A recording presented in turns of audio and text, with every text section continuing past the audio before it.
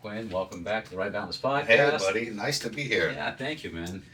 So as you know, it's May, Motorcycle Safety Awareness Month. Yeah. So Yeah. that's something that a lot of people always reach out to me and ask me advice on. As a matter of fact, I just got off a phone call right now, which I don't know, maybe I'll get your opinion later, but on insurance. I got a buddy of mine who's asking, hey, who would you recommend for insurance? Right. And I have more of a bundle deal with one of those companies. But anyways, but I want to talk to you because you are the most safest person that I know. Don't tell let's not talk to my wife about that, but yeah. But Yeah. that's part of what you teach. Yes. Let's bring up your background again and your experience on the motorcycle world. Yeah, I mean, the short version of it is, riding and racing since I was a little kid, dirt bikes, and that delved into other components of off-road stuff, desert racing, motocross, and some dirt track and schooling and some trials stuff. So a lot of kind of eclectic off-road based stuff. And then like most kids, right around 16, got my license, got a street bike, started doing that stuff, got into some track clinics and track days. Fast forward into late 2000s, became a motor cop after I was a police officer for a while. And anyone who grows up racing motorcycles, you become a motor cop and you realize, hey, wait a minute, you can be paid to go to these rodeos and competitions. Like, wait a minute, I can have a job, essentially. It's not like you're getting paid to compete, but in some ways you're getting a lot of assistance to get out there and compete. So Incentives. Incentives. So that led to doing a lot of that competition stuff. And fast forward to almost 20 years as a police officer. I retired. I have a job now as I'm the national brand ambassador for BMW Police Authority, and I work with Total Control Training. They own a basic rider safety program in California, Pennsylvania, some other states, but also have intermediate and advanced. We do track clinics. I'm a track clinic instructor, an adventure bike instructor, and then we also have a specific Total Control Advanced Motor School where I'm a lead instructor.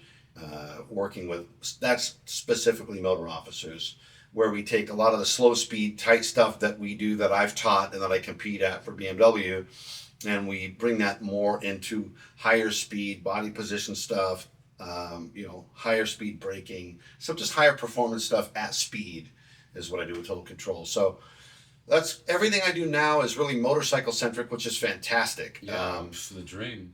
So I ride it, I live it. I still race motocross. I just my wrist is recovering from eating it pretty hard at Glen Helen Raceway last week. It was kind of muddy. And the next weekend I have a vintage race down at Verona Oaks for the weekend. So I got a really trick 80s YZ490 Yamaha that I've put way more money into than needs to be put into it. Like normal? Yeah, like normal. You know how that is. Everything's a rabbit hole, So it made sense to buy some beautiful Öhlins forks for it that are worth more than the whole motorcycle. But of course. whatever. The wife doesn't. But it's for safety. It's for safety. It's for safety. I love you. Yeah. Yeah. So that's what I'm doing these days. Motorcycles. Yeah. Now, obviously, there's no point in your life you would have found yourself here, but you're here. Would you say this is the ultimate dream job? I mean, like, are you loving this? Well, I love it. So just really quick, because I've had a lot of coffee, so I'm going to ramble for a second. So I grew up, after I got out of school, I was a sales and marketing guy, traveled around the world with a cosmetic manufacturer. So I was an executive in the sales and marketing space. Don't ask me how I became a cop from there. It's a long and sordid tale. But That was on the last podcast. But having done the police thing and the motorcycles, now this brand ambassador position, it enables me to kind of meld two things that I love. I love motorcycles, but I also, I forgot to mention, so I write a weekly column, Motor School with Quinn Redeker, in Rider Magazine. We've been doing that now 2 years, and those two things really are a combination of my passions, which is I love interacting with people. I do enjoy writing and telling a story, and that's, I think, the sort of the sales and marketing side. Because as with a Total Control Training, I'm also their business development guy for Lee Parks Design. So it really brings all those things together that I really like. Motorcycle riding is fantastic, and it speaks to kind of the physicality component of challenging myself and discovering new techniques and evolving as a rider.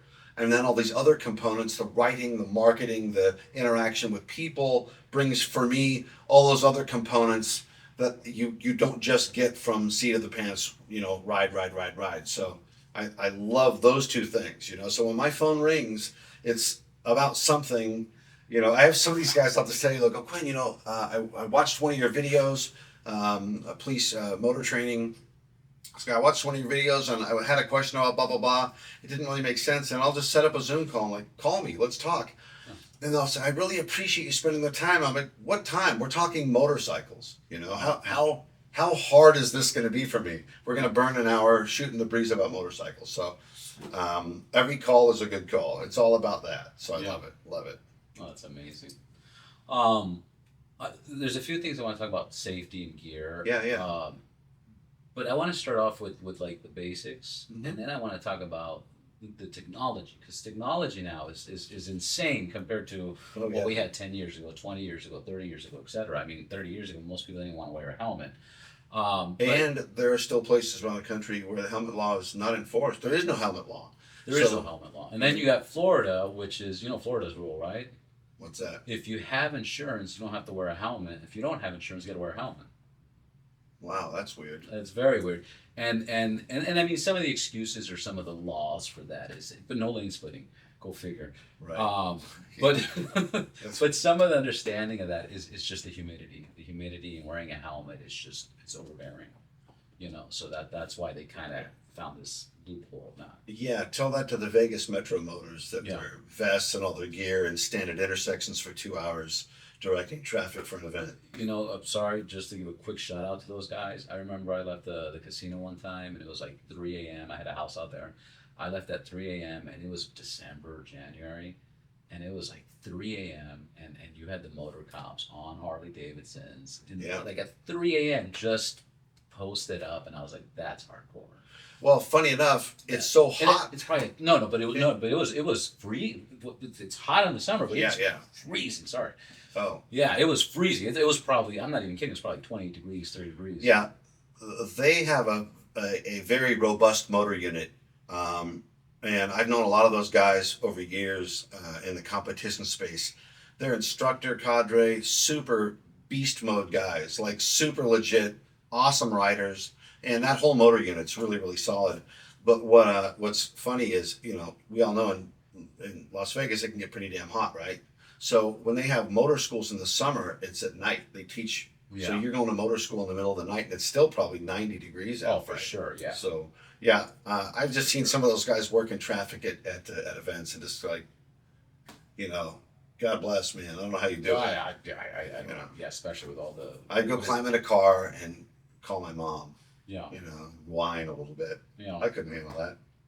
So. Yeah, and with 10 million visitors a year. Right. It's insane. Yeah, it's crazy. People following around the rules and laws. And yeah. So with the safety gear, I like to start off with, especially like the younger kids or the younger people. I've seen a lot of people save up money, buy a bike. Now they have their bike, but they didn't save any money for gear. Sure. They didn't buy the basics. So do you have a checklist of like minimum requirements? Well, for all of us that have hit the deck, I think that pretty much is the answer key. I grew up, again, racing motorcycles. So having a helmet on was never a conversation when I got out of the street, because I've been knocked out with a really nice helmet on. I know what that is. So you would never in your right mind, because you can connect dots. They're there for you. So I would say probably one of the biggest things, feet. I mean, your feet. I kicked a pine cone one time. I was on a R1 Yamaha riding up through like Big Bear or something. And I just thought it would be kind of fun. I was having a great time riding with my buddies. And I just saw a pine cone. I just kind of put my boot down and kicked it. Well, I didn't really realize I was going like 40 miles an hour. And it tore the whole nose off the boot that I was wearing, which was just a cool boot. It wasn't a riding boot. Yeah. And my foot was all bloody. I was so happy it didn't tear my toes off. That was the last time I did that. More importantly, though, and obviously, dumb move. What are you doing?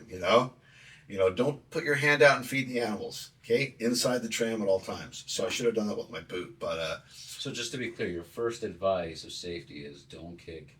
Don't kick pine cones. Okay. And these things look like pineapples. I don't even know what I was thinking. I was, you know. But you know how many people think about kicking a pine cone? Do not kick a pine cone. If you even think it'd be kind of cool to reach out and touch something or kick something, just don't, because you have no idea. You don't realize you're going so fast. Even at 30, you could like take a finger off. Just don't do it, please.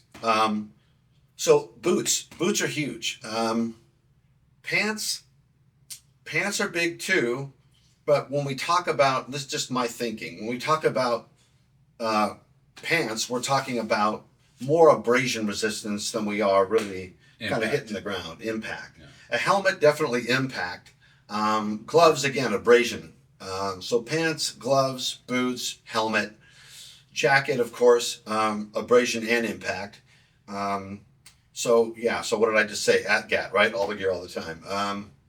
I would say, though, for somebody who's on a budget, and they're like, well, I think the tricky part with the person you just described is, why are they riding a motorcycle? If they're riding a motorcycle because it's cool, and it's fun, gear and safety isn't really a consideration that's really, I don't think, on the radar. So in that capacity, I think you're going to find somebody that's riding in very minimalistic equipment, maybe a helmet, probably not even gloves, maybe a jacket, probably not boots.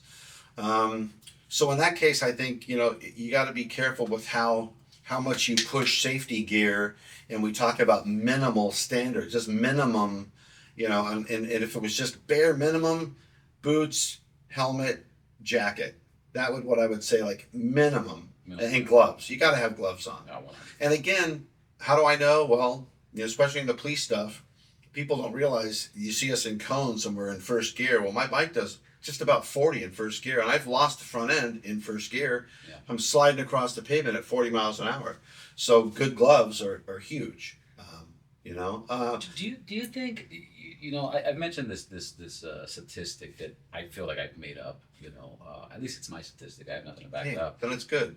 But they say 68.34% of statistics are made up anyways.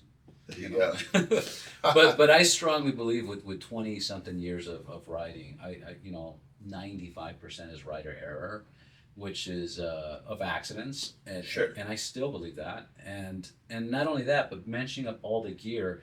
Do you think the gear obviously protects you, but do you think it also mentally is changing the way you ride too? So that's an interesting question, and I thought that. So any of you that race, especially off-road, we're all good and fine, and when those goggles go on my helmet, it's like race time. It's I'm a different person as soon as people say, once the helmet comes on, but for me, it's once the goggles are on, I'm in go mode. I'm gonna win. I'm gonna ride like I'm on a track. I'm gonna beat you. I do think, I don't want to say it's a false sense of security, but I argue. So where you're going with that is, okay, right now, if I was in shorts and a t-shirt, I'm gonna be careful. Now I put on a full road race suit and I'm a little bit more emboldened, feel safer. I might ride a little more assertively. Right? Is that a... No, actually, I mean, I'm asking you, what do you think, how people think? I'll be honest, for me, when I gear up, I mean, it's like, if you see somebody gear up, you automatically know they're going to ride a little bit better. They're more experienced, they're more alert. I don't think that, except I would say, if I was to see an older person in full gear on a pretty expensive motorcycle, I know they're probably not gonna go rip through a canyon and raise hell. They're not gonna do 170 down the freeway with those videos that you see, these people just going nuts. So I would say, and that's probably unfairly profiling based on my experience. Yeah. But I'm not necessarily just gonna say, okay, this person's in gear and this person's kind of not as much in gear. I'm gonna look at the totality of it. What kind of gear are they wearing? How much did they spend? If they got $7,000 in gear and a $40,000 motorcycle, they're probably doing a little better in life and probably need to go to work on Monday and probably aren't going to be too big of risk takers. Probably have a family based on their age. Those are the things, if you put 10 people in front of me and I was to label the most risky to the... Right, I got a funny one. Let's say this. Harley Davidson Dyna, Okay. 24-year-old dude wearing Vans, Right. ripped jeans, Yeah. you know, some bullshit leather belt, and you know, a helmet and some old gloves. What kind of riding do you think that guy's gonna do? You think he's gonna ride aggressive or careful? Well, I would obviously, right, profiling that guy, we would say what I would expect that he might try to emulate. Now, if he's not a good rider, then he's just looking the part, and, you know, and that's that. And that's that. Funny enough, though, just to push back on that a little bit, because, you know, sometimes it's, you know, it's not what you think.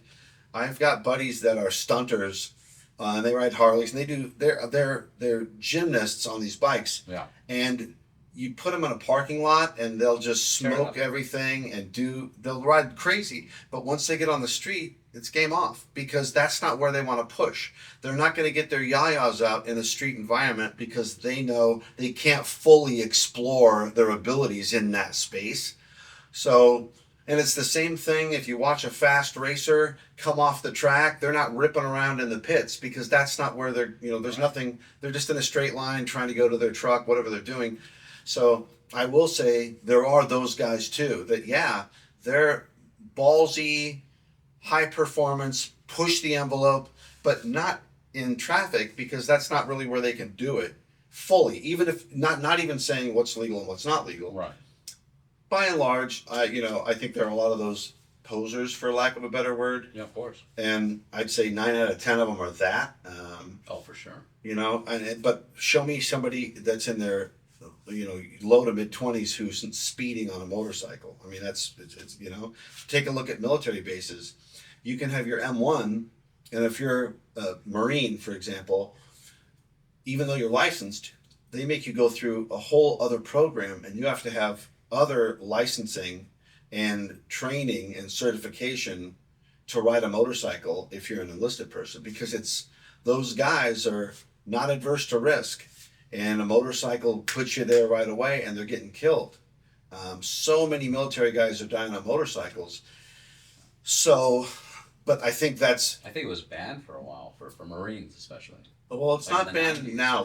But like Camp Pendleton, for example, I have a friend who runs their motorcycle safety program, and even though these guys are licensed, they have to go through this program. It's a little bit different. In fact, not to plug it, but June 5th they have a safety day, and I think you're going to maybe be able to come down to Camp Pendleton, and I'll be doing some demos, and we'll be talking about riding and rider safety. But I think that's just inherent in somebody. I think of me when I was riding a street bike at 17, 18. And, you know, me and my buddies get together and say, wow, how are we still here? Based on all the stupid things, right, that you did. If it doesn't kill you, hopefully you'll learn something from it. So I've learned a lot. It makes you stronger with a question mark? Well, it gives you scars, that's for sure. Yeah. I know that. So where I was going, though, was to say that sometimes for me, more equipment makes me feel safer. And when I feel safer, I feel like I can push harder. And when I push harder, I'm going faster, the thresholds are greater, and the probability for things to go south are greater. I don't really think that way on the street. I definitely think that way on a track. But I do believe that that mentality can be in people that say, well, you know, I'm just wearing a t-shirt, I better be careful, I'm just going to get groceries, or I'm going to gear up this stuff, I have an airbag, this stuff's going to work really good for me. You know what, I'm safe, I have this little cocoon of safety. I'm gonna haul, you know, I got really grippy tires so I can push harder, I can go faster. You know, that's the tricky part.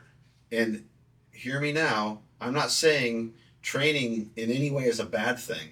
But I would say in the same way that if you take a mid-level rider who knows he's or her is a mid-level rider, and you suddenly magically give them skills to be up here, I believe there's a risk to now have a false sense of security in your own ability to navigate the environment at a higher speed or in a more challenging way than if you were to just be at a 5, live at a 5, and ride like you're a 5 and be careful. So that speaks to the skill versus judgment question, Right. where I've seen far better riders skill-wise have far more problems than others that are much lower skilled because their judgment becomes a little bit more skewed with their increased abilities.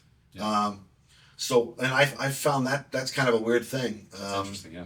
It's just a weird idea, and that's been my experience with some people. It's like, wow, that person's really, really good. They know they're really, really good, and they ride out on the street like they're really, really good. And all those things are inviting a higher, rate of crashing, of problems, of hitting oil, of whatever it is. That stuff's happening quicker now, and I don't know if that's better.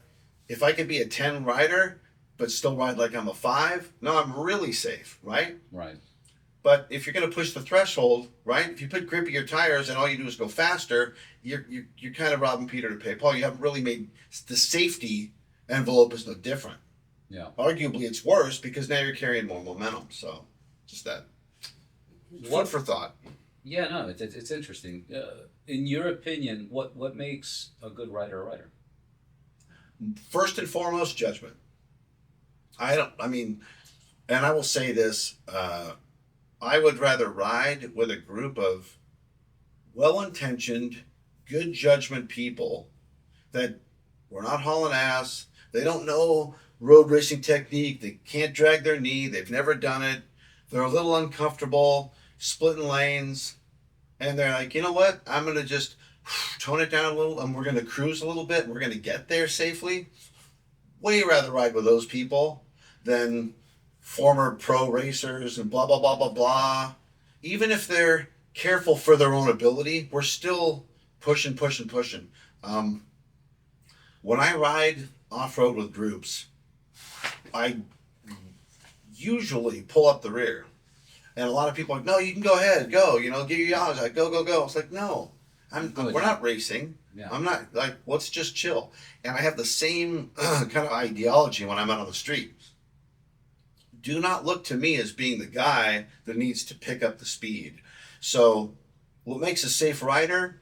Yes, if you know all these really cool things, you're going to be better in different situations. If we come around a corner and all there is gravel or there's diesel on the ground, and I'm going to stand the bike straight up, I'm going to ease into the brakes, and I'm going to go right off the road into the dirt and smack into that little embankment like it's a berm, and I'm going to be fine because you have the optics for that and you have the muscle memory for those types of things. You're going to be good. And that's great. But if you're really good and you do have that muscle memory, the chances are we're going to be hauling around that corner so fast, you're not even going to have time to react to the diesel. You're going to go down and out, So, and this is not a definitive, this is what I believe. But I will say, generally speaking, in my experience, slow, smooth, safe, get there in one piece mentality trumps skill. This guy knows what he's doing. He can handle anything and everything and all the time. Because the reality is you can't handle anything all the time. Buddy of mine, really awesome guy out of Canada, former motor, and this is it's not a beautiful tale. He's riding, one of the better riders you'd find. So he's being careful. He's at a 4-way stop. Wife's on the back, going through the stop sign. Drunk driver in an SUV hits him, kills him, rips her leg off. I think she's lived at this point. But there's an example of shit happens, right? It just happens. So the idea that all that skill is going to trump this environment because now you can navigate it, you better still ride. I still ride extremely careful. Now, not afraid where you're hesitant and now you could put yourself in a bad situation. That's different. But, man, judgment trumps everything all the time, in my opinion. So, no, it makes sense. This is my public service announcement. Judgment. No, it makes sense. Is there safety courses you would recommend? I mean, they're all great, but like in California, what safety schools or? Well, and are you a fan of safety schools? Yes, so absolutely. More training is good. The one thing, so the coffee's getting me thinking a lot about that question. So obviously what school you go to is going to be dependent on what your skill level is now, right? So for example, I wouldn't go take a basic rider safety course, not because I'm too good for it. In fact, I have gone to one not too long ago with the secretary of our police chief. Her boyfriend wouldn't go with her because he thought it was not cool. And I'm like, I'll go with you. But I'm not going to learn anything. I'm not going to spend my money probably to go to a basic class at this point. So I will just plug Total Control. We have an intermediate and advanced. We have an advanced track clinic. I love these track clinics. The guy that owns the company, Lee Parks, former national road racer, he's a rock star rider. He wrote the book Total Control. And what I like about this guy's philosophy is, I respect that he came up with a lot of this from racing, and I think racing is all about best practices. You know, if your process is better than mine, odds are you're probably going to win, especially in motorcycles when I think, 80% of it is rider for the most part. So I do like that. We go on track, and the nice thing about a track, most people think, well, it means I'm racing. No, no, no. What it means is you can learn how to do things like, where are my braking markers? How should I look through this turn? Where do I start to turn? Where's my apex? Where should I be focusing on my exit? So we speak about things like that, about trail braking, suspension setup. So many people buy these really cool bikes that have compression and rebound. They have high-speed compression damping. What the hell is that?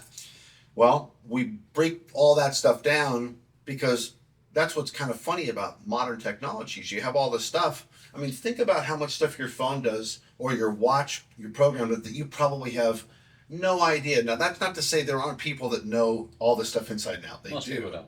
And they fully benefit from it. But like, I got this really cool Garmin.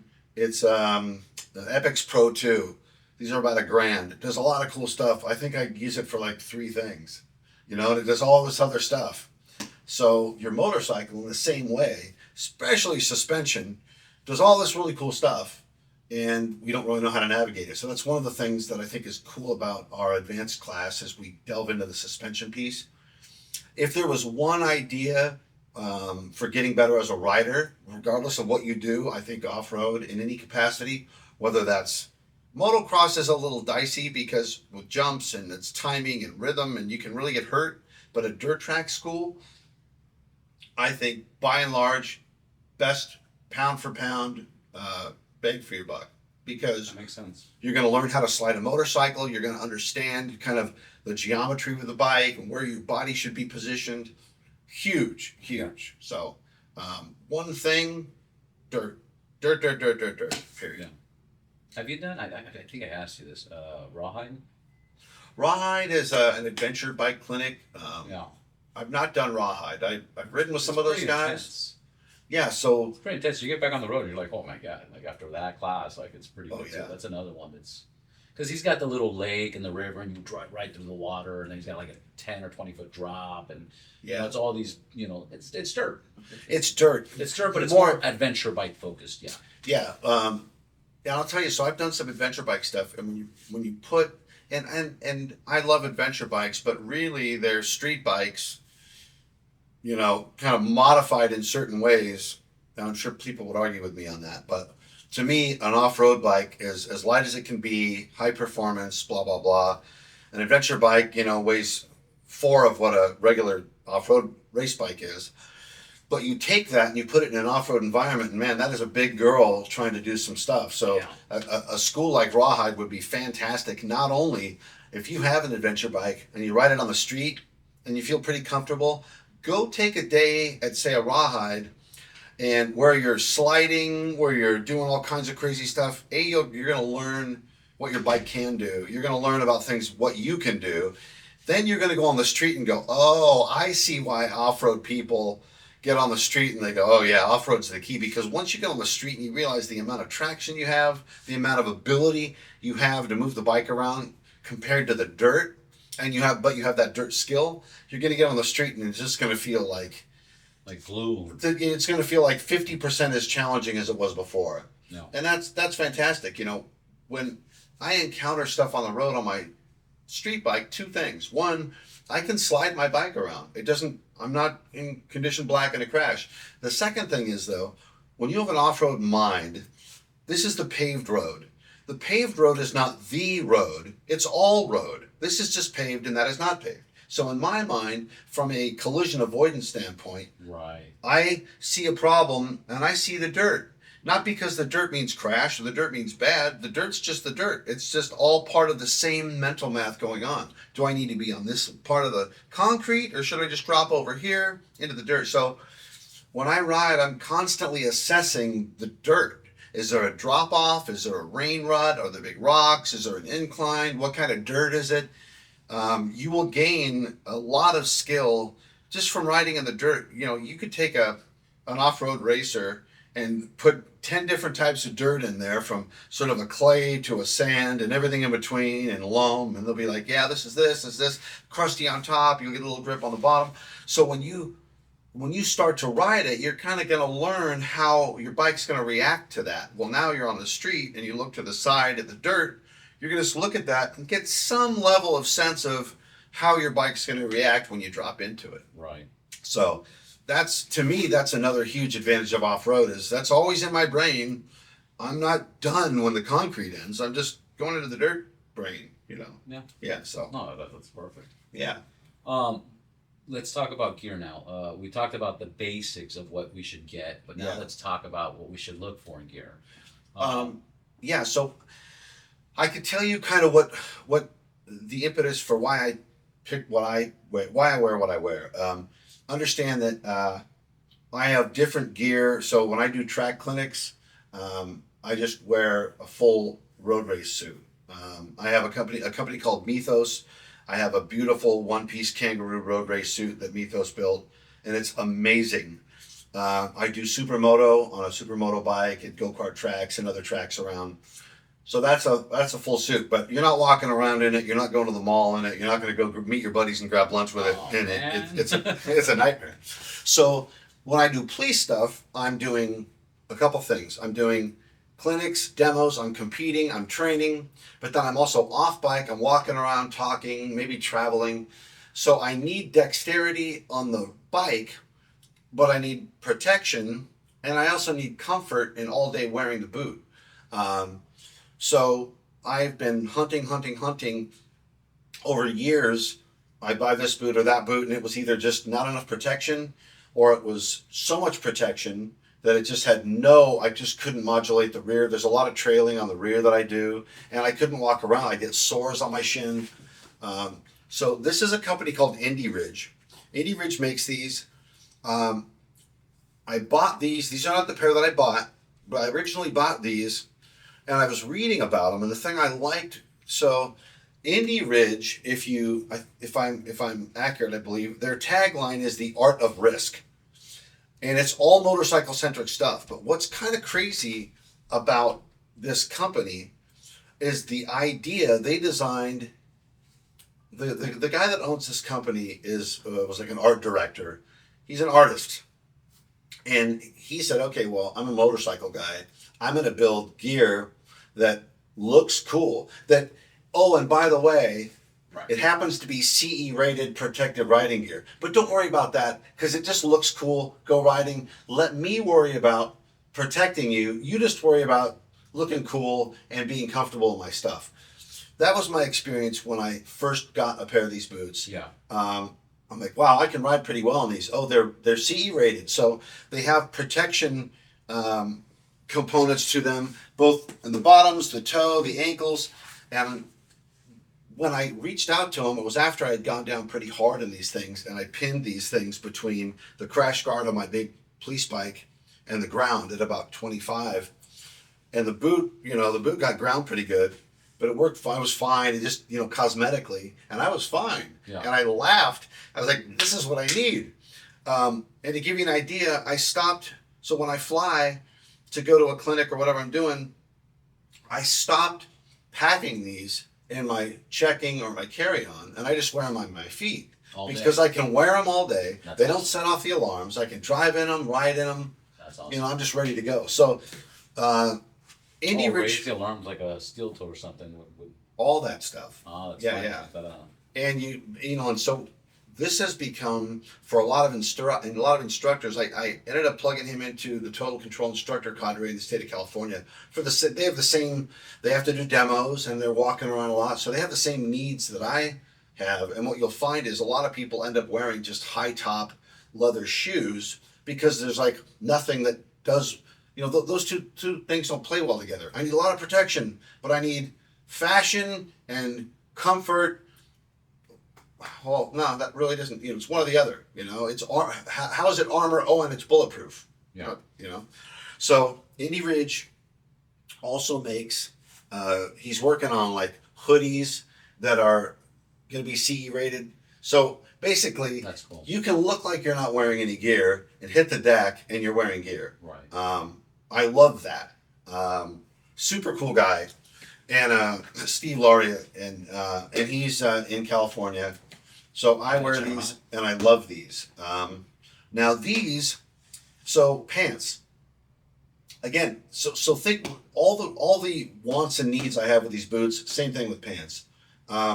If you wear a pair of jeans, you're gonna tear them, right? At some point. And I'm sliding in a parking lot at anywhere from 10 to 40 miles an hour, and I've torn I don't know how many pair of pants. This is a company called Resurgence Gear. The guy that I reached out to, I got a pair of these. They're not cheap, but God, they were super comfortable, super protective. I think they hold the Guinness Book World Record for abrasion resistance, like dragging a body. It was a dummy drag of a certain weight behind a car for a certain distance before it actually damaged the pant. Yeah. And they're out of New Zealand, the guy. Super good company. So for the last, 3, 4, 5 months, I've been wearing these at competitions and training, and I just love them.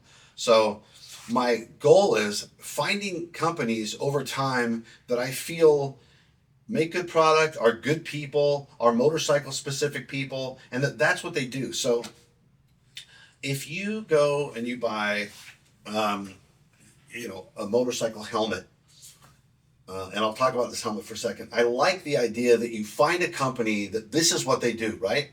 Jack of all trades, master of none, right? Right. So that's why I love certain things like wristwatches, guns, knives.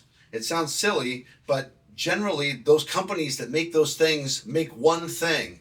They make a gun, and the gun it has one job. It does one thing. I love the singularity of it. Same with a wristwatch. Right. So this company, Resurgence Gear, they have some like shirts and hoodies and stuff, but what they make, what their claim is these jeans, and they have about 8 or 10 different styles. I have a few different ones, but I just love these. 2009, I was teaching a motor school. I bought a pair of gloves at the local BMW dealer. They were like $90. I'm like, all right, I'm going to invest in some good gloves. Went back to motor school training, and I would say about a day and a half, the threads started coming out, and I brought them back, and I was pissed. They were brand new, name brand. Well, they didn't have anything else other than these gloves, or a version of these gloves on their shelf. And I looked at these, and they were like soft, and I'm like, what are these, driving gloves? Are these golfing gloves? Those aren't going to protect me. But these ones I was looking at were like hard armored, and they were thicker. And so I said, well, just give me my money back. And he said, well, sorry, you're just getting a store credit. So the only other gloves I had were these. And I remember being pissed off when I put these on. Because I'm like, these aren't going to last through lunch. Yeah. So I bought them, or I traded them, and I finished motor school. And over the course of weeks, the stuff we do in motor school, after you pass the basic stuff, they're like, I'm having these people do all kinds of crazy stuff in our city, sliding their hand down big like rusty anchor chain while they're going downstairs, and just try to get them comfortable with their ability in the city, right? And these gloves didn't even blink, and these were Lee Park's design Deer Tour gloves. Oh, nice. And I'm like, I don't know anything about anything, but they worked so good. I was so blown away with how well they worked. I sent an email to the owner, Lee Parks, to apologize to him for extremely negatively, my negative initial opinion of these. And so he calls me back. We have a lot in common. We're the same age. We grew up racing. He grew up in Michigan, ice racing and motocross. So we had a lot of commonality and parallel paths in life. But he started explaining to me about these gloves. And he's like, do you know, so first of all, these are deerskin. And I go, oh, okay, so why does that matter? He goes, well, it's on multiple levels stronger than cowhide. And so they can be thinner and still stronger, so you gain a lot of dexterity. Oh, okay. So they feel pretty good. I go, yeah, I've been writing citations in them and handcuffing, and now I've been wearing them. So I was on the SWAT team for 10 years. I started shooting my qual courses in my Lee Parks Design Deer Tours. Wow. Because my thinking was, when you make a traffic stop, you don't know what you're getting. You have no idea. You're putting a plate out, you're pulling some car over. And there are plenty of scenarios where somebody comes out shooting. So when you're rolling up to a traffic stop, two things happen in your brain. One, where am I going to make the stop? And you're looking for cover and concealment. And the second thing is gunfight, gunfight, gunfight. Better be in your brain. And you better be surprised when it doesn't happen. You don't want to be caught off guard, right? So I started wearing these and never took them off, but I wanted to make sure, can I draw, can I shoot well in the gloves? And sure enough, I could. So I was like, well, this is almost an officer safety thing. That's amazing. So then I started crashing in these and sliding quite a bit, and I was realizing they're really, really tough. So then he goes on to explain to me, he goes, well, first of all, did you know, so deerskin is not deerskin is not deerskin. Well, what do you mean? He goes, well, harvested deerskin versus deerskin captured in the wild deerskin's stronger, tougher, thicker. Also, deerskin in cold climates versus warm climates, different deerskin. Right. Okay. He goes, also, makes sense. Yeah. So these are things I didn't know. So he goes, all right. So also, if you look at the glove, you'll notice these are big, big pieces of deerskin, and there's very minimal amount of seam points. So there's less weak points. Right. I said, okay, well, that makes sense. And he goes, and the thread. I go, oh, is it like really strong nylon? Hopefully it is, right? The best, the strongest, carbon fiber. You know, I don't know what the hell I'm talking about. And he laughed and he goes, no. When you crash, the glove kind of explodes a little bit and it'll expand. And when it does that, if you have the wrong kind of thread that's holding the glove on, it won't move with the glove and it'll just tear like, Swiss cheese. Right. That thread will go right through and just blow your glove open. Wow, that's a lot of science. Go ahead. There's a lot to it. And then also the last thing he said is... So what is he using for thread? Well, I don't know what kind of thread it is, but it's made to expand and contract with the glove, when it has an impact. And contracts, yeah. And then if you notice, there aren't any vents. There's no ventilation in it, right? Yeah. So why is that? So they must be hot. No. Deerskin will actually sweat. So it kind of moves the sweat of the palm of your hands, and it will sweat through this glove. So this glove will actually work kind of like your own skin. It breathes. That's now, awesome. Yeah, so cowhide doesn't do that. So they have to ventilate cowhide or it'll just get swampy. But the problem now is that cowhide that's ventilated is only good for a certain window of temperature when it's not too cold and it's not too hot.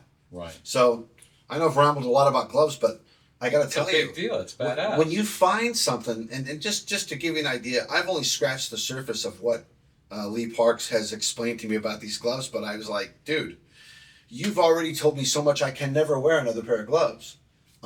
They just work amazing. This is an out seam. If you notice, the seams are on the outside. Yeah. So they're a little bit more comfortable than inseam. I often use inseam because from a trigger well standpoint, shooting, the inseam, it's just a little more streamlined of a glove. Right. But the out seams, these are insanely comfortable. Anyways, I can't say enough about these gloves. I just love these gloves. That's fucking awesome. Yeah. Big fan. I love gloves. Yeah.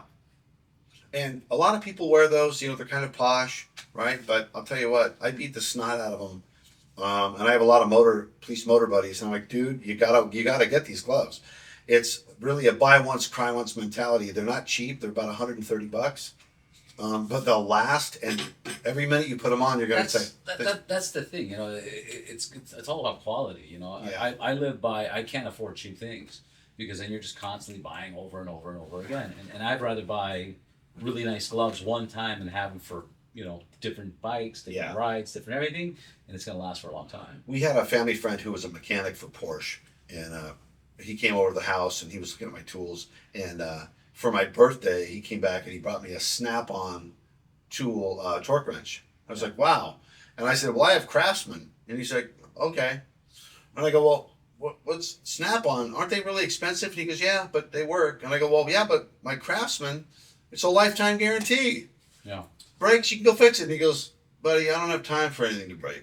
It can't break. I need it to work all the time, every time. And that's why I have Snap-on. And he wasn't cocky about it, but I thought, he's like, that's how I make my money. Yeah. I need it to just work. What a fucking... It doesn't help me to turn, to get 50 free sockets that keep breaking. Walk off the fucking job. Yeah. Socket broke. Do going upstairs again. I'll be right back. Yeah. So I thought, good fucking point, man. Yeah, it was a great point. It was one of those lessons. Unfortunately, my pocketbook at the time didn't allow me to continue on with that philosophy, but eventually I kind of got there. Yeah. I still have some Snap-on or some Craftsman tools in my toolbox. But no, we all do, but obviously you do notice that when you buy higher quality gloves, like we've all bought gloves, and within 6 months they turn into shit. Yeah. Different styles, boots, shoes, everything, and now I don't know if it's an age thing or a finance thing, or I don't know what it is, or both, but you get to a point where you're like, I'm not gonna buy that. Right. It's a great deal. It's cheap, but I'm not gonna buy that. Right. Sometimes you're like, it's such a great deal. It makes sense. Like, don't do it. So. Especially if it's something you don't want, to get. Right. Like you're just getting it for the deal. Sure. Yeah. No, the gloves are badass. Love the boots. So again, everything, and I guess for this conversation to be fair, because you do so much training, we're talking more about street riding gear. Yeah. I think that's safe to say. We're looking for comfort, quality, and of course style. Yeah, like dexterity and safety. Those things don't usually go together, right? I will say though that airbag. So I started getting into airbag vests. I crashed on my dirt bike on a track, ended up with rotator surgery, and I'm like, you know what? An airbag vest. They have off road. Alpine Stars makes a Tech Air off road. I'm looking at it going, my God, that would have helped me. That would have saved me thousands in, and not only that, but just you tear a rotator, that's a long way back. So that, and you said, we talk about mostly street riding, and I mentioned that full suit. That is a Tech Air 7X, that airbag right there. Yeah. That thing, I'll just tell you, is really, really cool for two reasons. So I rode down here to hang out with you, but this Tech Air 7X, this thing will also go in my Mythos full suit. Yeah. So it goes under a jacket, or it can go inside of a road race suit, which is really, really cool. And you were talking about it has 2 cartridges, so so you can pop it. So if you're on a track. Yeah, so if you look at some airbag vests, and also ones kind of in the past, if it deploys and it saves you, great. But that means you're kind of done. You got to send it back in and get it recharged, serviced, inspected, all that stuff. And that's usually like $150. This is a newer line, this Tech Air 7X plasma. And you see there's like 2 kind of bulges down the back. Yeah. That has 2 cartridges. So it'll do 2 deployments. You crash in it and it will save your butt. And then it deflates over the course of, I think, 30 seconds or 60 seconds. And then boom, you're back out going. If you crash again, same thing, it'll deploy again. But now you can just buy cartridges and put them in yourself. And I think I want to say it's like 4 or 5 deployments. It will give you a yellow light to say, hey, you should send it back. You should have it serviced and inspected. But there's an option. You could put 100 cartridges in there and keep deploying it. It'll work. And then they give you another little tool that you can screw in and pump it up yourself and just see, is it holding air? Is it damaged? Is it working? And if it's holding air, the tool that they give you to kind of inspect it, you're good to go. So I love that. And again, the versatility. Every time I go on the street, I wear that. It's easy to put on. It's easy to use. It's a USB-C to plug in. It's dummy proof. And it's really, as far as comfort, not an issue. Now, I don't wear that first gear parking lot police training. Right. I just don't. Yeah. But if I'm going to be out in traffic, intermingling with people and getting on the freeways and stuff, absolutely, that's on my back. I mean, this place was a little over a mile from me, and I threw it on. Does this, it has no electronics, does it? In what way? Like, do you have to charge it or anything like that? Well, you have to charge it for sure, yeah, and it'll arm itself. So, yeah, you charge it. It has an app and... Yeah, it has an app and all that Bluetooth. stuff. Okay, cool. But so what's cool, so you just put these together. There it is. Oh. Yeah. So it activates once you... That's my favorite feature, dude. Yeah, so now it's armed. No, that's Holy great. shit, that's my favorite feature. Yeah. Because we picked up a couple of these. It was a different brand, and one of the guys took it off. See, really quick, look, I just Velcroed it, and now that light's off. So now it's not just sitting there, That's amazing. standby, wearing the battery down. Yeah, so a buddy of mine took his off and just put it in the saddlebag. He hits a bump. It was, because he had to do it hard. Deployed. Yeah, but the fact that this turns off with just one, snapping, that's amazing. Well, the other thing that's crazy too, That's awesome. if you look at Alpine Stars as a company, they're in every form of motorcycle racing, and they're, just to give you an idea, they're Tech Air off road. They've been working with the Paris-Dakar Rally riders for years to develop it. So what a lot of people think, it's an airbag. So like originally there were cords, and so it would just, it was like a ripcord. Right, it was a cable you do your handlebar or something. This thing has all kinds of algorithm, all kinds of math for rotations, speeds, and I can't speak to all. The technology says, based off some other brands that I was reading on, but I'm sure this is even, because this is newer, they say it's faster than the blink of an eye. It responds faster than the blink of an eye. Once it knows your angle and you're going at a certain speed and this, that, it, But so what Alpine Stars has done, here's the interesting thing to me, is they say, okay, because they have a Tech Air 3, which is just a vest. They have a Tech Air 5. They have a 7. They have a 10, I think, still. They have an off-road. They have a motocross, off-road versus motocross. All of those things, all of those airbags have different math in them, because you're riding on a track versus motocross. Everything's a little bit different. So if you took that and you went on a motocross track, it would deploy potentially just from hitting a big jump. Right. So they've developed the software, the math, and the vest itself specific to what you're doing. Yeah, and the beautiful thing there is when you are doing that thing, and in this, by the way, you can switch it from street to track, and then the thresholds are a little bit greater. So a lot of their street-based ones will allow street and track. The off-road has like a rally mode and kind of like an adventure mode. So it also, if you put it in rally mode, those Paris-Dakar rally guys, if you've watched them, they're wearing the Alpine Stars vest, and you cannot compete in rally if you aren't wearing an airbag vest now. Wow. Same with MotoGP. MotoGP guys, Tech Air vests on a lot. I don't know if all of those or most of those guys, and you can't race, you can't be on the track without an airbag vest anymore. Yeah. I think somebody told me that when that deploys, the back protector is like 20 conventional back protectors when it expands. Like, just imagine that. That's insane, yeah. So, huge fan of that. And I just love the philosophy behind it. And talk about a company that has access to all the top racers in every segment of, rally, motocross, road racing. They're just connected to everybody. So the math has been done, the development has been done at the highest level, which is cool. So I just love that.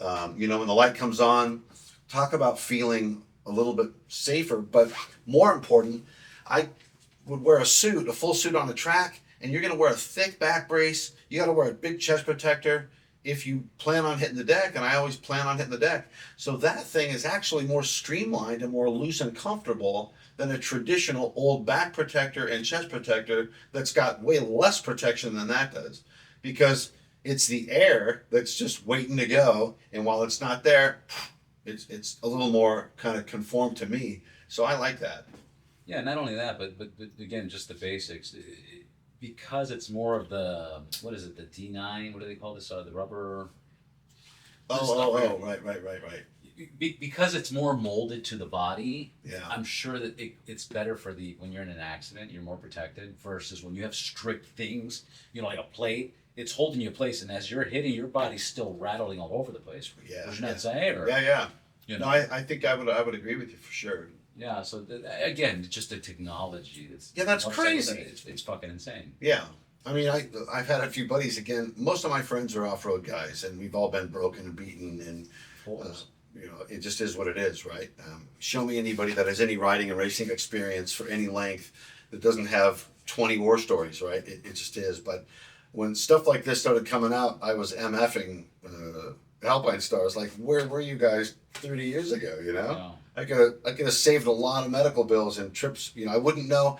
The downside is I wouldn't know that beautiful image that I got looking out the bay door window of a helicopter going to the ER. I wouldn't be able to have that nice vantage point. You know? Yeah. So I guess silver linings, right? Yeah. You get that. Let's talk about the helmet now. Typically, people have they have trouble finding the right helmet. Most helmets are, back in the days. Now I get it. I know what's going on, but back in the days they were heavy, they were uncomfortable, a lot of pain on your neck, especially if you were riding all day. You usually have to get a full face, or you had to get the little fucking half shell. Yeah. This piece of tech is, I mean, and all those different helmets still exist. But this kind of solves a lot of issues. Yeah, so I will just say as an underlying thing, some helmets just don't fit some heads. Right. And helmet companies, this is the world according to me. What the hell do I know? But in my experience, I have some friends that have more of a round helmet, and some companies are more round helmet philosophy. Like Arai helmets, from what I understand, if you look at an Arai helmet, it's very round. I don't necessarily know that means the helmet inside is very round versus more of an oval, but the philosophy is when it doesn't have a lot of edges and it's very round, it can take blows. You don't get so much impact from sort of a side blow. The helmet can kind of juke and move around stuff. But I've had friends put helmets on that go, man, this particular brand doesn't fit me. So right. If you like jeans, different brands of jeans and shirts and whatever. Like for motorcycle boots, I like Alpine Stars. They're a little narrow. I wear Garnet boots. Garnet are a little bit wider boot, and so they just fit my foot better. Right. That's all. Yeah. They're both top and tier. the helmets is the same. Yeah. Yeah, you got it. But so there's really two areas for, and again, when I was looking for a helmet, there's two key areas from a police standpoint. Above and beyond safety, obviously safety and DOT and all that, but two big challenges. When you wear a helmet every day, all day, especially modulars, which are generally a little bit heavier, over time, your neck can get sore. And I've had a few buddies that have had neck surgery. I've known motors that have retired medically from neck injury, specifically from just repetitive use of having a big heavy helmet on all the time. Wow. So that's one thing. So, okay, well, now we're talking about a light helmet. We want to find a light helmet. And a lot of agencies are you got to have a modular because you're dealing with the public. And if you've ever worn a modular, I consider it like a microwave. You didn't know you needed it until you got one. Right. Once you can put that up and you can mess with your wallet and gas the bike up easier and talk to people and get a little bit of air conditioning, it's fantastic. But the other problem, though, is noise. So most motors, if you ask them a question, the first thing they're going to say to you is, "What? I can't hear you," because their ears are shot. Because for years and years, they had 3/4 helmets. You're going 90 or 100 in a pursuit. You're trying to listen to dispatch. You got the radio cranked up so you can kind of hear your ears, not to mention wind noise. Right. So it's just crazy. So you want a helmet that is light, but you want a helmet that is really well insulated so your hearing isn't so beat on. Well, again, just like we talk about safety and dexterity, those two things don't play well together. I want it really light but really quiet inside. Well, carbon fiber tends to be louder helmets. Generally, you'll hear that. So wear ear protection. Well, that can be not only challenging, there's a billion challenges with that, because now I'm not going to hear anything, and situational awareness, blah, blah, blah.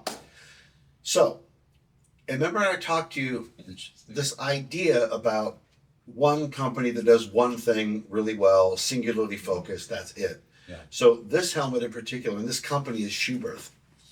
Everybody's probably heard of Schuberth. Of course. This particular helmet is called a C5 carbon. And why that matters to me is because as a C5 carbon, it's a carbon modular helmet. So in my experience, compared to other carbons that I've worn, it's really, really light. Compared to other helmets that aren't carbon, it's like half a pound lighter. And we talk about you're wearing this thing all day, every day. When I teach, when I'm doing clinics or demos, I'm wearing the helmet all the time. It's very different than civilian style riding. But when you put this thing on and you close it up, it feels like a full face track helmet that's nice and snug, pretty damn quiet, and so when this thing closes up, it's really secure and you're really in there in the helmet. But it's quiet, which is, again, those two things don't usually go well together. And I just love that about this helmet. The added bonus that I've been super impressed with is that it is designed and built for communications equipment to be plugged right into it, literally plugged right into it. So it comes with speakers already wired into it. And then you just buy, it's Cardo, we said, right? It's Cardo. You buy the kit from Schuberth and, like, see that boom mic right there? Yeah. I literally moved a little rubber door and plugged it, snapped it right in. And then this is literally snapped right in. And you can unplug that and it's like a remote control. Remote. And then the very back of it just snaps it right in. And that's where you charge it and plug it. So. And it feels like it's less than 2 pounds? I don't know what his actual grams are, but I can tell you it's light. It's, for as light as it is, you can't believe it's as quiet as it is. Yeah, and the quality build, it feels amazing. Yeah, it's so, speaking of Schuberth and the quality of this particular helmet, the C5 Carbon, so Schuberth is one of very few companies that are actually allowed to make helmets for Formula One. So, and I think Max Verstappen, they make his helmet. Correct me if I'm wrong, but I think that's the driver. But Schuberth makes those helmets, those Formula One helmets, in a specific area. This particular helmet, the C5 Carbon, is one of the only other ones made there. So, not to say that any of the other helmets don't get the attention and detail that they deserve. This one, though, does get a little bit heightened, a little bit extra care and detail and time and energy. In the same place the F1 helmets are built. And I laugh every time I put it on my head. The thing I love about too, how many times have you worn a helmet that's, you're like, okay, this feels secure and it's snug, and then about 20 minutes into your ride, your head starts pounding. Yeah. So. Or it's just too loud in the helmet. Or it's just loud. Yeah. So when I first put this on. Does this tint? It has a feature right here. Oh, it has the additional visor. It has additional visor. So this is not a transparent. No, whatever the hell that is. Yeah. I'm gonna butcher it anyway, so I'm just gonna, what's the saying? It's better to be thought of as a fool than open your mouth and prove it. Yeah. So I'm just gonna shut up on that one. All right. I like that one. But when I first put this helmet on, I'm like, oh, Transition wow. lens. Transition lens, yes. It's secure, it's quiet, it's comfortable, but it was snug enough that I was like, damn it, I know it. It's going to hurt. It's going to start hurting. And I did a 2-hour ride. I was up at a police training up in Boise last week. And part of it is about 125 motors, and I'm doing some clinics and demos with them. And we went on a long ride, sort of a memorial ride up to this beautiful lake. And I put this on, nice and snug. I'm just going, oh, I think I'm going to probably get a headache. Never got a headache. That's amazing. It just felt great the whole time. And listen, I'm not a spring chicken anymore. And I think as the older I get, the more I start to try and find those little teeny moments in my life where I can be a giddy, stupid 12-year-old kid like I was. Like, you remember how excited you used to get about the silliest little crap? Yeah. This is something that I'm excited like a silly little kid, and I giggle in my helmet when I'm wearing it. I'm listening to a little bit of music while I'm in a procession of guys, and I'm just like, God, I just one of those things that's come along that ticked all the boxes. Well, I'm going to add to that. The reason for that is because people will spend. People spend money on helmets. And it's a bad fit, or and then return policies are so screwed up. Yeah. And then you get stuck with certain things, and then you're just like, one, it's inconvenient. 2, the return policy sucks. 3, you're legitimately stuck with it for 2-3 years, and now it's like, fuck, I hate wearing this helmet, and it'll kill your mood in the sense of you don't want to ride as much, you don't want to ride as far, you'll turn around, and then when you find a helmet that fits like what you're describing in your situation. You want to ride longer. You want to stay out longer. You want to keep it on longer. It changes everything. I think a helmet's the most important thing. I found when I was doing, so when I do these clinics at these competitions, they're about 3 or 4 day long events. And then part of the day, they'll have a Quinn Redeker clinic, and I have my own area, and I'll talk about whatever technique stuff I am covering. And after that happened, I just left it on. I just left it on, talk in the helmet, because I'm going to ride a little, I'm going to talk a little, and I'm just like, man, it's so comfortable. I'm just going to leave it on my head for the 45 minutes that I'm going to be riding and talking instead of taking it off, talking to people, putting it back on. And trust me, other helmets I would absolutely just be like, I'm going to get this off my head. As soon as possible. Yeah, as soon as, because it's just hurting. It's just giving me a headache, and I can't think now, Yeah. So I've been... It changes your mood. Yeah. Whole mood. I've been hugely... I don't want to say surprised, because Schuberth has a reputation. They make good stuff. But just really excited about what it's provided for me. Yeah. I'm sure Schuberth, the U.S. would say, duh, of course, we're Schuberth, Yeah. And so maybe that's accurate. Yeah, no, it's a great helmet. Any other safety tips that you would recommend? I mean, there's so many, and we've covered a lot, but like... I mean, listen, all I can really tell you from a safety standpoint is learn as much as you can and ride as humbly as you can. I've probably told you this, and maybe I said this in one of your other stories, and if I did when we sat before, just act surprised, all right? I'm in a pursuit, and I'm riding, and I'm winning competitions. This is like 2010 or 11. I'm winning events everywhere. I'm like, man, I'm good. I got this guy beat. My ego was through the roof. Yeah. I know I can handle anything. And I'm following this car. My button to push for dispatch on the handlebar was broken, so I'm just riding with one hand on the bar, pushing my handheld down here, putting out radio traffic, and just kind of downshifting and upshifting without the clutch, and because I'm so good. Right. Well, at some point in all that, Mr. Badass, me thinking, the guy turned around and started trying to run me down. Oh my God. And I realized, I'm effectively on a bicycle right here, and that's a big heavy car. I'm going to get creamed. And it instantly changed I went from the bull to the clown, right? The rodeo clown. And I was like, it was the... Or the hunter to the hunting. Dude, the epiphany happened all in one fell swoop, where I was like, oh my God, I might die right here. And of course, then we just played chicken, trying to keep away. I just tried to keep away from the guy, because he just realized, if I just take this motor out, I'm free and clear. So he just did everything he could to try to take me down. And you can keep away from a car, but you better, you're right? I mean, if you don't, and so ever since that happened, I realized, wow, it really has nothing to do with how good you are. If you're going to start doing Mr. Cocky Cool Guy, your days are numbered. Because maybe this scenario isn't going to happen to you, but you're going to bump into something, and you're going to go, I got this handled, and you won't have it handled. So I continue to try to learn and discover technique, all for the purposes of being safer. And I can say this with a straight face and look at you. If me and you and 10 of your listeners went on a ride, I would hope, and I would be proud if one of them said, man, he's a good rider. I was expecting to see more out of him.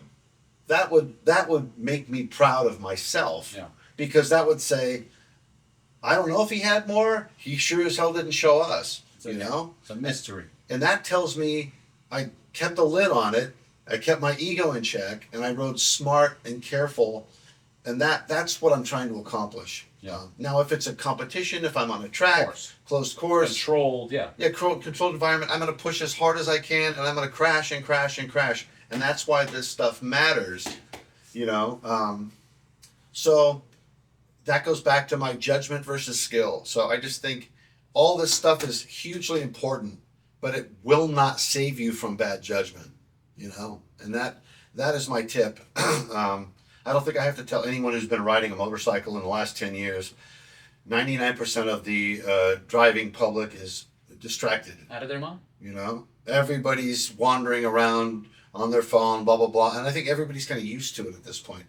I haven't experienced any self-driving scenarios that I've heard about, I think it's amazing. I can't wait for it I was so against self-driving cars. I can't wait for it. We're too distracted. Yeah, yeah. Well, Not we, but like the public. Well, yeah, we, the public, are too distracted. You got emotional problems, anger problems, depressed problems, bill problems, girlfriend problems, lover problems. Like everybody's so distracted. I split through lanes through downtown LA or Los Angeles, and it's if I look at your rearview mirror or your side mirror, I'm supposed to see your face. This thing's looking at the sky. It's looking at the floor. People are doing makeup. People are eating. People are smoking weed. People are smoking cigarettes. People are drunk. I mean, it is insane. I can't wait for a car. And here's the thing, and I jump into this conversation. This is No. I'm very crazy about this topic, but people are like, oh yeah, but self-driving cars and accidents. Here's the deal: when a self-driving car gets into an accident, that accident will never repeat ever again. True. It goes into a database, beep, beep, beep, beep, beep. Right. They figure out what happened. They figure out what happened, how did it happen, when it happened, totally. what street, was it a pothole, was it not a pothole. It has infrared, it has sonar, it has cameras. That's better than a fucking human? Get out of here. Well, and to your point, how about, I was thinking about this as far as self-driving cars. How about 2 a.m, a bar gets out and there's 20 super sloshed people. I would much rather gamble on the technology of the self-driving car than the guy who's 4 times the legal limit trying to, because he doesn't like where his cool truck's parked in this bad downtown area. He's going to gamble and drive home. Forget that. I mean, Mythbusters. Remember the show Mythbusters? Mm-hmm. Oh, yeah. They did an episode one time where it's like, what's more dangerous, texting or drinking? So they did a private track, and they didn't want to break any laws, but they got the girl that was on the show. They got her to like .07 or something like that. Okay. 0.07. So not that in a controlled environment. Yeah. And she drove through the cones perfect. They had like a whatever. And then they had like 3 other people texting or responding to text driving through cones. Way worse. And that happens every single moment. Oh, yeah. Let alone, yeah, you're right. I mean, that's a no-brainer. I'm talking about just the daily... Just the stuff that we are now familiar with and accepting as a society. Right. Even though it's illegal. Even as a child or when we were younger kids, it was like, oh man, I want to go to driver's ed. I want to be responsible. I'm going to learn all safety, but you paid attention. Kids don't care right now to learn how to drive a car. No. When Elon Musk right now released the new Tesla taxi that's just going to be closed off, 2-door, and you can buy it. So I think he's for like $35,000. You can buy it. I haven't heard about this. Oh, dude, it was all over the news. So for 30, I think it comes out in 2 years. He had it in San Francisco, and it was like giving everybody rides. So you go into this thing, and it's like you just sit down. I don't even think you can see out the windows. You can just work on your phone, and you buy it for $35,000. It drives you anywhere. Now, when you're home and you're not using it, you can activate the Tesla Uber app, and it's gonna go work for you, and it's gonna pay itself off. While it's driving, and then when you need it, pick me up and picks you up, and it's driving. Unbelievable. I mean, it is makes sense. It is so convenient. And then here's another thing. Tell me what you think about this. I've been sorry, guys. I've been saying this so much, but I strongly do believe this, and I think this is the craziest thing I've said in 24 years of writing. I feel safer. This is the first time I've ever said this. Uh-oh. I gotta be careful. Let me get my poker face ready for what you're about to say. I don't know what it is. Go. I feel safer riding a motorcycle in LA than a car. And the reason for this is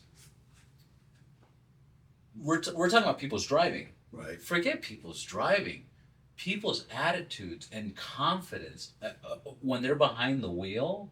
You get into a traffic situation where it's just bumper to bumper. You're not escaping that. That's true. And then God forbid, you get in front of somebody that he didn't want you. He was on his phone, and now you got in front of him. And Right. Beep, and he starts honking at you. Now you got this asshole that's losing his shit, and you got this other truck that's coming in, and then CHP closed the road, and it's traffic hour, and then you got a dinner, and you're losing. People are losing their fucking mind. On a motorcycle, you're like, no, you're just. Yeah, you can definitely. You can sidestep all of that. So much. I don't. You could see an asshole and just be like, dude. I'll see a car. I'll be splitting lanes. I'll see a car. He'll start making a right, and it'll put on his turn signal. I'll be like, dude, go ahead. And if he doesn't do it, I'll go like 2 lanes down and go past him. Like, you just avoid so much now. But that's my opinion. And I oh man, I feel it so much. I don't disagree with you. I will say I was just helping my nephew move into a new apartment down in LA, And man, the roads are brutal. They're brutal. You That's know? the other thing. I'm not talking about just like the big metal plates, all the grooves and all the construction Uneven and some of the ground. massive potholes. Like, you know, I talked about off-road experience. Just drive down LA, drive around in there. You're going to get some off-road experience for sure. Being on a main road, it's, you know, I think you definitely need to have some skills to safely navigate No. some of these roads that are out and about, you know. One of the wildest cities that I used to live in that helped me ride was San Francisco. Oh yeah, I lived up on Twin Peaks and stuff, and I mean, you get to a red light and you're like Right. this, dude. What is it? And now the newer bikes, they have hill stop, Hill which is stop. amazing. Yeah. But back in the days, you didn't have no hill stop. Yeah. And that's another thing. All the tech of gear is amazing, but all the motorcycle tech is insane. So the BMW, we ride the RT platform, RTP, please, but it's an RT. It's a sport touring civilian bike. Right. It's a 1250. This year, 2025, we're releasing the 1300. It came out in the GSA last year. Now it's going to be in the RT platform. Badass, I love it. You know, more horsepower, lighter weight, lots of cool tech. But yeah, it's got the hill start. So basically, what you do is you're on a steep hill. You can just squeeze the front brake and then let it go, and it just works like an emergency brake. And then you squeeze it and it'll come off. It's got radar, so when you hit your cruise control, it will keep whatever distance you need. It'll have emergency braking, which I don't know that I want that. That kind of, you know, No. I drive one of the X5 Beamers that has that, and you know, sometimes you know when somebody's turning and you got your timing right, and it'll just beep beep beep, and all of a sudden the brakes come on. I'm like, whoa! Yeah. But on a motorcycle, that's kind of scary. Yeah. Yeah, it'd be like hitting a false neutral, and it wants to throw you forward. We'll see how that goes, and I'm sure a lot of that can just be turned off permanently in the computer. But In the settings, yeah. there's a lot of the suspension is not only compression and your preload, but it also affects your ride height and your angle. So your rake and trail adjustment, when you stiffen up your suspension, you're going to get more ground clearance and a steeper rake and trail for sharper steering. That's crazy. No, that's crazy. And then BMW also has the link braking, where when you squeeze your brakes, it'll do a 50-50 or a 30-70, and it'll adjust it to wherever it needs. Yeah. Then you got speed shifting with the BMWs, where you don't even have to hit the clutch. You Yeah. just go shift through the gears, pop, pop, pop, pop. Yeah, it's just like a paddle shift. Just a paddle shift. Not even a paddle shift. You're just, I guess. Well, yeah, you're just it's called shift assist. You can just hold the thing full throttle and just click through the gears. And it's smooth. And you can downshift too. Exactly. But for downshift, you got to turn the throttle. You should be off the throttle. Well, if you're off the throttle and you're slowing down and you click down, it'll blip it. It'll blip the throttle to click it into the gears, so the synchros are all dialed. It's amazing. A mutual buddy of mine that you know of, they just gave him an Indian Challenger, and this thing has in the mirrors notification. It has the LED yellow lights, notifications of cars behind you. Wow. So like a car has in the mirrors. This has in the mirrors. I'm like, are you kidding, dude? Isn't that crazy? It's wild. And then the cruise control that you were talking about, what is it called? It's adjustable speed. Yeah, well, it has radar. Yeah, it has a radar, so it just it knows. It just adjusts the speed to the car in front of you. Yeah. If you have no car, it just continues. No, technology. It's oh man. Obviously, and you know, I'm bikes. old, so I'm like, at what point are they just gonna not let us like? They're gonna make things so safe that motorcycles just won't even make sense to legislate to be even legal. That's of course what my stupid brain. Right. But I'll probably destroy my body by then. They'll even not be able to ride by then. So. And random, because I'm so random. Yeah. At what point did you call yourself old, and what makes you feel that you're old? I remember. Especially now. Well, here's the interesting thing. Pardon my gum. So as I said, I was on the SWAT team for 10 years, and you can be on the SWAT team as long as you want. You just have to qual, and qualifications are firearms. That's handgun, entry weapon. I was a sniper, so the sniper rifle too. You have to shoot and qual and everything. I was very good. I was one of our instructors for firearms, so I was comfortable with the shooting. The physical testing, we followed an FBI test where you had to do, basically it's a half-mile run. Sounds simple. It had to be, I forget what the times were now, but you do one lap, but within that lap you're doing push-ups, and then you do a body drag, and then more push-ups, and you finish, and it's a gasser.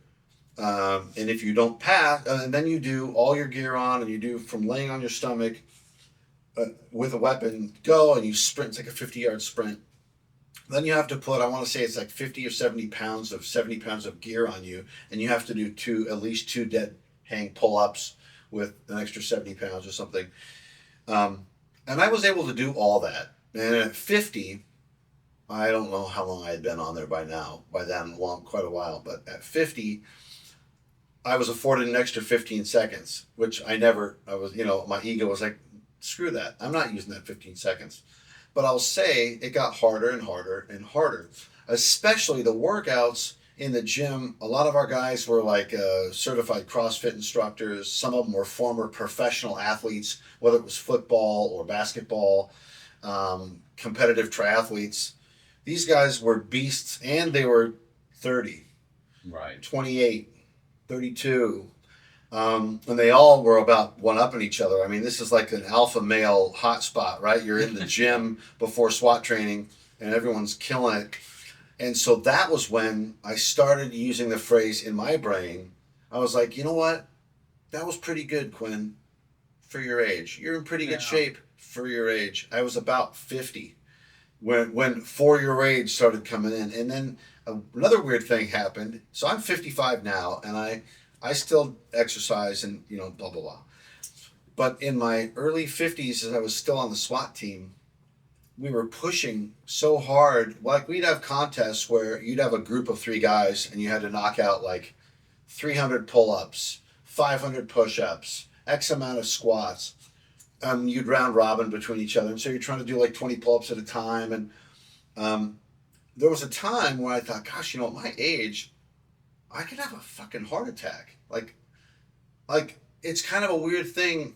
I'm comfortable pushing my body, You're like, wait a minute, yeah. To where my heart rate's screaming. I'll suffer through it, but I'm like, man, I'm at that age where I could maybe just die, which is weird, Yeah. I didn't think about that in my 30s, even my 20s or 30s. You just like, you're gassed. Now you're like, well, I can suffer the pain of it, but am I gonna die? Yeah. So that's when I started feeling old, being around these young guys that were just beasts. Although I could do it, they'd all smoke me. They were all respectful of the old guy, which, I'm happy to even be in the room with them, to be honest. But yeah, early 50s is when I was like, man, I'm getting older. That's crazy too, because that's you comparing yourself to the best of the best.